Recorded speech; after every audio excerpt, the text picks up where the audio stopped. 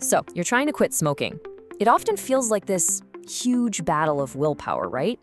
But what if I told you the secret wasn't about fighting the urge, but actually outsmarting it? We found this incredibly simple but really powerful mental trick in our source material that could honestly change everything for you.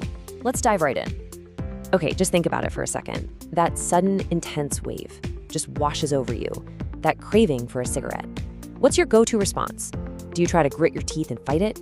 Do you just give in? Or do you kind of feel powerless, like it's in control? You know, understanding your automatic reaction is the very first step to actually changing it. All right, here is the core idea that completely changes the game.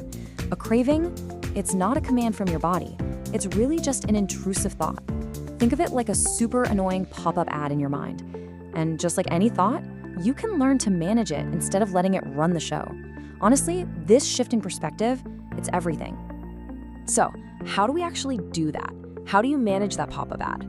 Well, it all starts with one super simple action. We're calling it the conscious pause. This is the moment where you interrupt that automatic habit before it even gets going. Let's break down exactly what this looks like. No, seriously, it is this simple. The second you feel that craving bubble up, your only job is to just wait. That's it. Don't fight it. Don't argue with it. Just give yourself a little window of time. We're talking 5 to 10 minutes. That short delay is the critical moment where you literally snap the chain of that unconscious reaction. And here's the powerful little phrase you're going to say to yourself. If after this time I still want it, I will do it consciously. See the massive difference there? You're not forbidding yourself from doing anything, which, let's be honest, usually just makes you want it more. Instead, you're transforming the act from a mindless compulsion into a deliberate, conscious choice.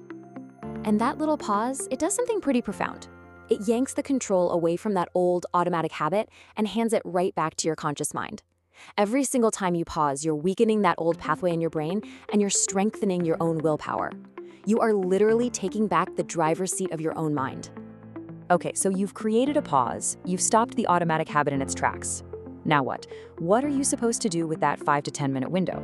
Well, this brings us to the second, more active step, mental replacement. So during that pause, you're not just gonna sit there and wait it out. You're going to actively replace the craving with a pleasant, healthy image. The source gives this brilliant example. Picture yourself on a scorching hot summer day, biting into a cool, sweet, juicy slice of watermelon. But don't just think about it, really feel it. Imagine the taste, the coolness spreading through your mouth, the genuine pleasure of that experience. And listen, this isn't just some silly distraction to kill time. What you're actually doing here is a form of brain retraining. Every single time you do this exercise, you are physically rewiring the neural pathways in your brain. You're teaching it to associate that trigger with a new, healthy pleasure instead of a cigarette. How cool is that? Now, if you want to really supercharge this whole thing, the source offers a pretty cool bonus technique that can multiply the effects. So if you pair this mental replacement technique with mind silence exercises, like meditation, you make it way more powerful. Think of it like this. Quieting all that random chatter in your mind creates a clearer, more fertile space for that new, pleasant image to really take root. It just speeds up the whole retraining process. Look, this two-step method is an incredibly powerful tool you can start using, right now.